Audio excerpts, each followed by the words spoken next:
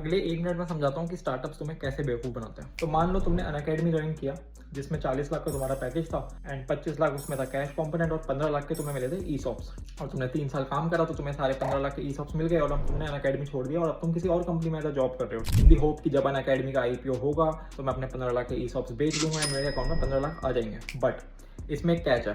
The catch is कि हर ESOP का एक होता है exercise period. Exercise period ESOP का ये बताता है कि कितने टाइम तक तुम उस पर अपना टैक्स पेमेंट डिले कर सकते हो। तो मान लो 15 लाख के तुम्हें ईसॉप्स मिले 3 साल काम करके, और मान लो एक्सरसाइज पीरियड ईसॉप का है 10 साल।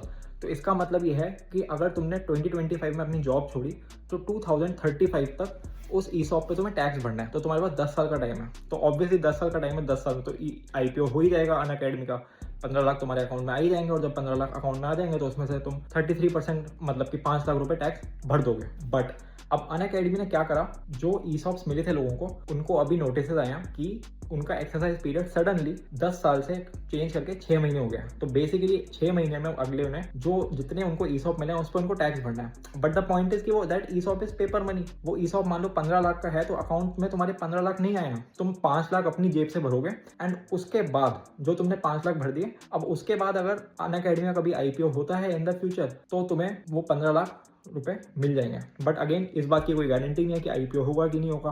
हो सकता है अगर कंपनी प्राइवेट सेल में सेल हो जाए तो इन दैट केस तुम्हें कुछ मिलने नहीं वाला।